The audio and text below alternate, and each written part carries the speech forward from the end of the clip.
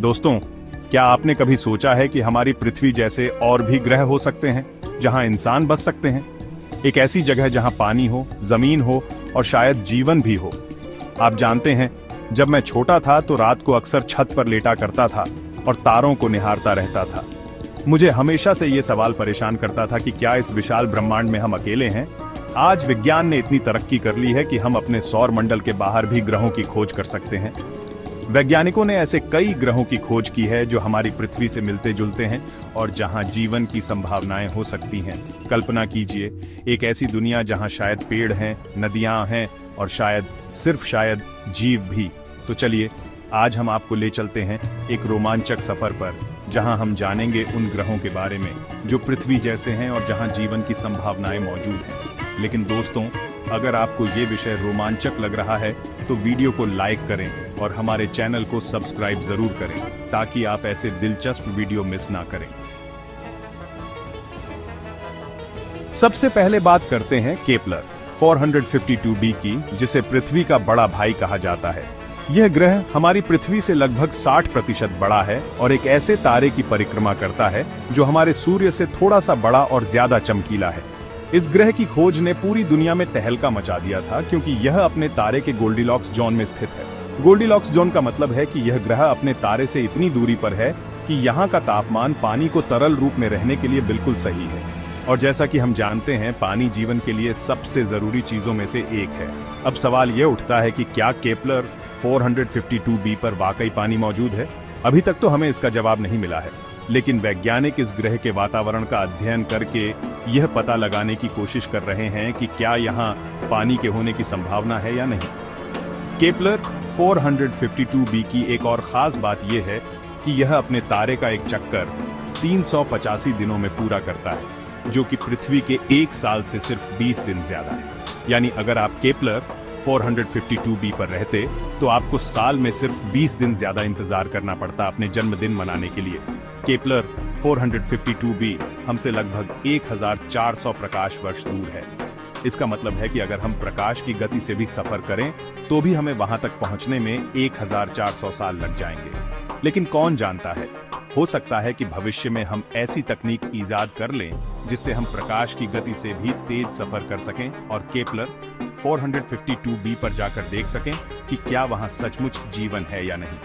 वैज्ञानिकों का मानना है कि केपलर 452b पर पथरीली सतह हो सकती है, ठीक वैसे ही जैसे हमारी पृथ्वी पर है। अगर यह सच है तो यह ग्रह जीवन के लिए और भी अनुकूल हो सकता है।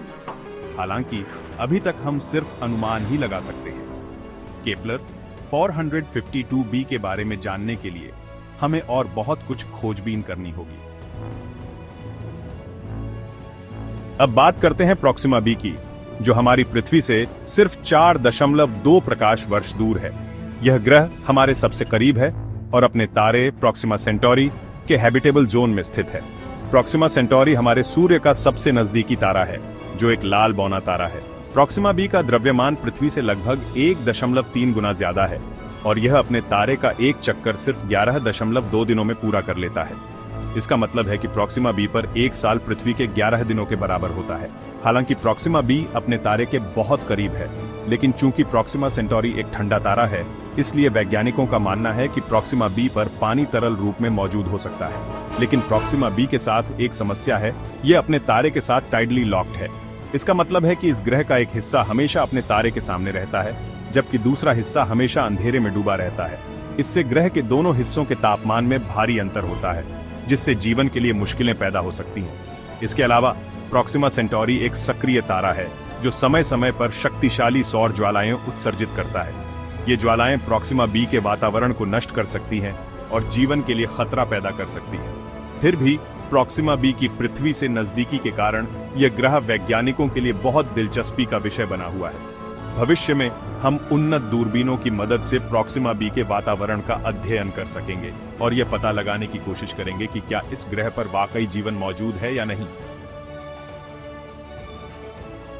चैप्टर 3 ट्रैपिस्ट-1 प्रणाली। 7 पृथ्वियों का स्वर्ग। दोस्तों, अब चलते हैं एक ऐसी जगह पर जो किसी सपने से कम नहीं है।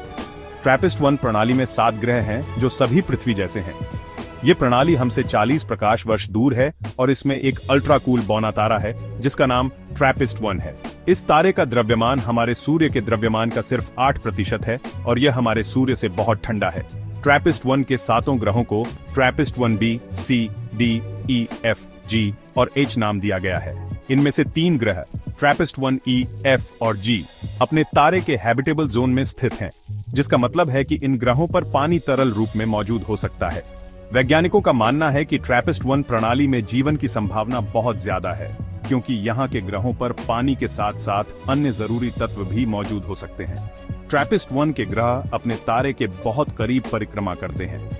उदाहरण के लिए ट्रैपिस्ट-1b अपने तारे का एक चक्कर सिर्फ 1.5 दिनों में पूरा कर लेता है, जबकि ट्रैपिस्ट-1h को एक चक्कर पूरा करने में लगभग 20 दिन लगते हैं। क्योंकि ये ग्रह अपने तारे के इतने करीब हैं, इसलिए ये टाइडली लॉक्ड भी हैं, जिसका मतलब है कि इनका एक हिस्सा हमेशा अपने तारे के सामने रहता है और दूसरा हिस्सा हमेशा अंधेरे में डूबा रहता है। हालांकि वैज्ञानिकों का मानना है कि अगर इन ग्रहों पर वातावरण मौजूद है तो यह तापमान को संतुलित करने में मदद कर सकता है और जीवन के लिए अनुकूल परिस्थितियां बना सकता है। ट्रैपिस्ट-1 प्रणाली की खोज ने वैज्ञानिकों को एक नई उम्मीद दी है कि शायद हमें अपने सौर मंडल के बाहर भी जीवन मिल जाए। भविष्य में जेम्स वेब स्पेस टेलीस्कोप जैसे उन्नत दूरबीन ट्रैपिस्ट-1 के ग्रहों के वातावरण का अध्ययन करेंगे और यह पता लगाने की कोशिश करेंगे कि क्या इन ग्रहों पर वाकई जीवन मौजूद है या नहीं। चैप्टर 4, क्या हम तारों तक पहुंच सकते हैं? दोस्तों, अब सवाल उठता है कि क्या हम इन ग्रहों तक पहुंच सकते हैं? क्या हम कभी इन दूर की दुनियाओं में कदम रख पाएंगे और वहां के नजारों को अपनी आंखों से देख पाएंगे? यह सवाल सदियों से इंसानों को परेशान करता आया है, लेकिन हकीकत यह है कि तारों तक पहुंचना इतना आसान नहीं है। हमारा सबसे नजदीकी ग्रह प्रॉक्सिमा बी भी 4.2 प्रकाश वर्ष दूर है। प्रकाश की गति लगभग 3 लाख किलोमीटर प्रति सेकंड होती है। इसका मतलब है कि अगर हम प्रकाश की गति से भी सफर करें तो भी हमें प्रॉक्सिमा बी तक पहुंचने में 4.2 साल लग जाएंगे। वर्तमान में हमारे पास ऐसी कोई तकनीक नहीं है जिसकी मदद से हम प्रकाश की गति से या उसके करीब भी सफर कर सकें। हमें ऐसी तकनीक विकसित करने की जरूरत होगी जो भौतिकी के नियमों को चुनौती दे सके। इसके अलावा अंतरिक्ष यात्रा में कई और चुनौतियां भी हैं। अंतरिक्ष में विकिरण का स्तर बहुत ज्यादा होता है, जो इंसानों के लिए घातक हो सकता है। हमें ऐसे अंतरिक्ष यान बनाने होंगे जो इस विकिरण से हमें बचा सकें। अंतरिक्ष यात्रा बहुत लंबी और खर्चीली भी होती है। हमें ऐसे तरीके खोजने होंगे जिनसे हम अंतरिक्ष यात्रा को सस्ता और सुलभ बना सकें। फिर भी मुझे पूरा यकीन है कि इंसान एक दिन तारों तक जरूर पहुंचेगा। हमारी जिज्ञासा और अन्वेषण की भावना हमें आगे बढ़ने के लिए प्रेरित करती रहे।